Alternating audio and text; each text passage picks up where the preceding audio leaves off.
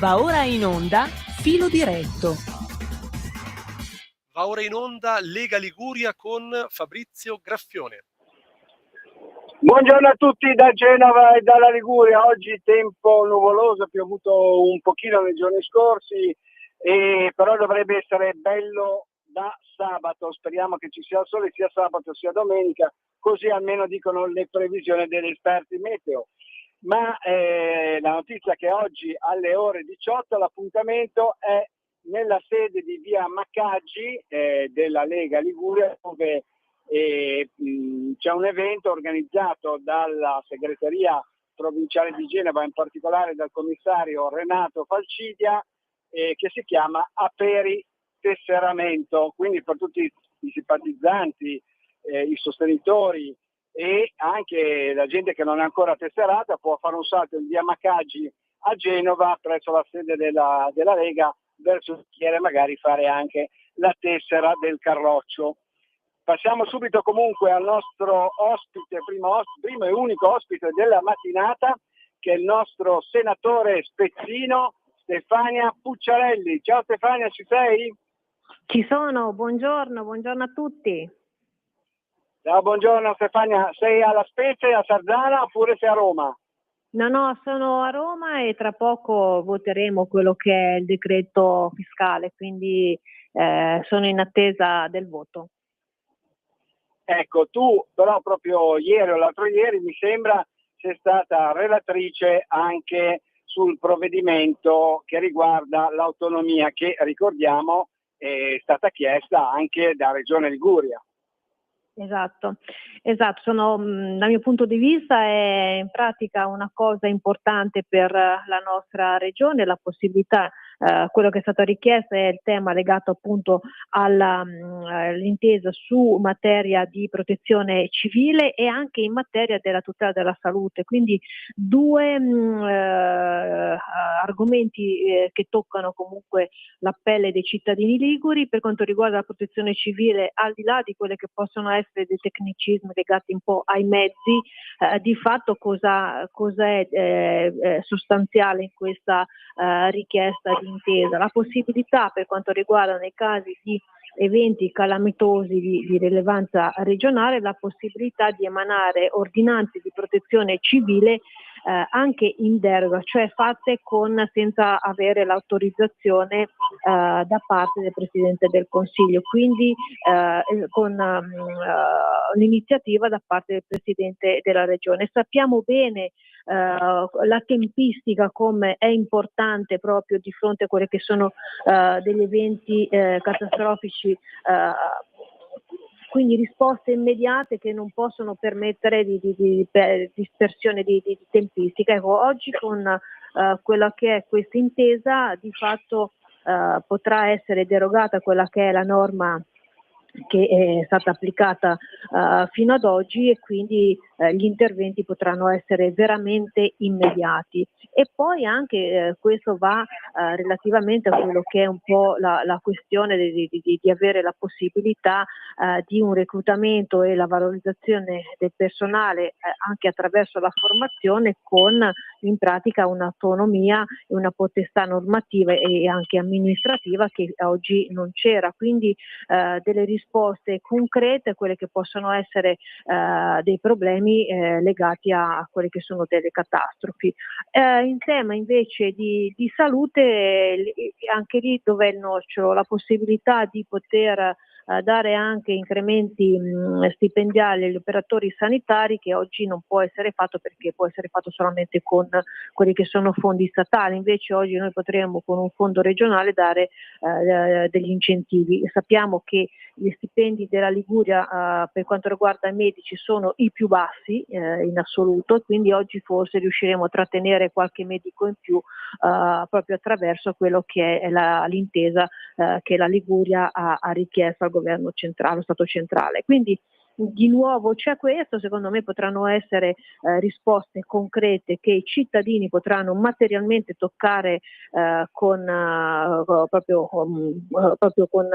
vivendole queste nuove intese, queste nuove possibilità di poter decidere i propri fondi in modo autonomo, perché l'autonomia che molti criticano è anche un senso di responsabilità, perché di fatto è la possibilità di dare delle risposte che magari prima non potevi dare, e chi oggi non darà poi quelle risposte, nonostante possa avere più libertà di manovra a quelle che sono delle richieste ben precise da parte dei cittadini, con l'autonomia non avrà più scuse che la colpa è di qualcun altro, e quindi è un po' la resa dei conti in tal senso. Allora, mi sembra che sia più che altro un discorso più che politico-tecnico, un grande lavoro, un proficuo lavoro fatto da Roberto Calderoli e da tutta la Lega, ovviamente una vittoria della Lega. Ecco, ma questo PD e queste sinistre che criticano tanto l'autonomia, e poi come l'hai ben spiegata tu, io sinceramente non si capisce bene per quali motivi. Vedi, io ti faccio un esempio che rappresenta in poco tempo quello che è l'ipocrisia della sinistra. La sinistra ci ha accusato in modo particolare, io ricordo quando ero in regione, il governo di centrodestra, l'amministrazione di centrodestra, di incrementare e incentivare quelli che sono in tema sanitario l'accreditamento del privato. Io comunque ritengo che al cittadino interessa avere un servizio, se quel servizio glielo dà un privato o un pubblico, l'importante è che glielo dia con la stessa qualità e con le stesse risorse che il cittadino deve pagare laddove deve pagare, ok? Quindi in Toscana stanno facendo una convenzione con la Coop, dove in pratica in alcune Coop della Toscana alcune personale della ASL Toscana andrà all'interno di queste cooperative, e quindi verranno incentivi che sono poi appuntamenti, prenotazioni e visite attraverso quello che è il sistema della tessera della socio Coop. Adesso lì nessuno dice nulla, che è una roba che grida, secondo me, vendetta, perché si favorisce comunque la Coop. E la sinistra su questo non dice nulla. Ecco, la sinistra perché ha paura dell'autonomia? Ha paura dell'autonomia perché di fatto verrà poi messo in risalto quella che è una buona amministrazione rispetto a quella che non è una buona amministrazione. Ricordiamoci che l'Emilia Romagna, nel momento in cui c'è stato l'insediamento dell'attuale giunta regionale, hanno applicato il ticket da 10 euro.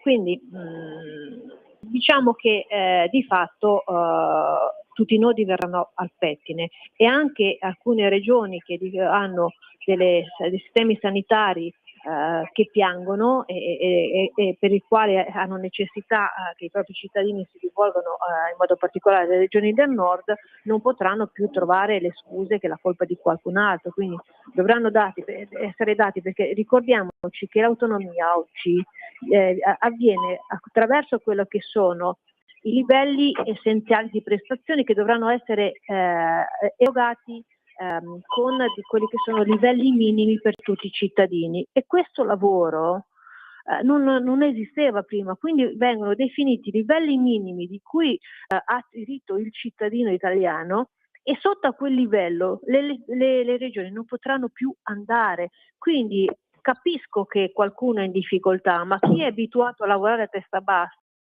come fanno le regioni amministrate dal centrodestra, in modo particolare come le amministrate dalla Lega, ecco, per noi è una sfida che non ci spaventa, qualcun altro forse sì. Ecco, senti, voltiamo pagina e torniamo alla 97esima adunata degli Alpini, e ci sono stati degli strascichi dopo la bellissima adunata di domenica, che è durata circa 9 ore. Hanno sfilato 80-90.000 alpini per il centro di Genova, tutti ad applaudire. I genovesi li hanno accolti calorosamente, come è giusto che sia, e le polemiche sono venute fuori da parte di Liguria Rainbow, che raccoglie un po' diciamo quelle persone che organizzano anche il Liguria Pride, questa, li definisco questi arcobaleno, che però sono spalleggiati dalla sinistra, tant'è vero che la colorata cena che ci sarà in Piazza dei Ferrari sarà patrocinata dal Comune di Genova, guidato da Silvia Salis. Io devo dirti che alla Camera dei Deputati c'è stato un intervento proprio ieri o l'altro ieri del nostro deputato ligure Francesco Bruzzone, che ha spiegato come se gli alpini hanno dimostrato sul campo, sulle nostre piazze, sulle nostre strade, nei vicoli di Genova che sono insicuri, hanno portato sicurezza, dicevano, hanno dimostrato civiltà, altri gruppi, si riferiva in particolare alle femministe e agli antagonisti, non hanno fatto altrettanto, e ha parlato di inciviltà contro gli alpini.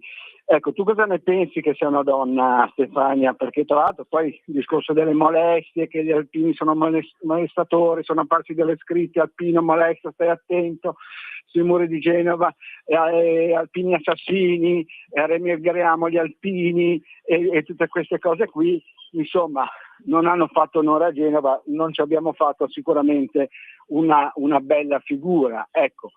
Ma allora, Bruzzone ha anche spiegato che, diciamo, sono queste femministe, questi antagonisti trovano copertura politica sia a livello locale ma anche a livello nazionale. Tu sei d'accordo, Stefania? Allora, anch'io ho fatto 2 settimane or sono l'intervento in aula proprio sul tema degli alpini. Io all'epoca avevo fatto riferimento a quello che era stato un post ad opera ed è la cosa preoccupante, che il post contro gli alpini era ad opera di una funzionaria della Procura di Genova, e questo la dice tutta poi su una certa ideologia che tu ti ritrovi all'interno di quelli che sono poi gli uffici che devono decidere la vita dei cittadini.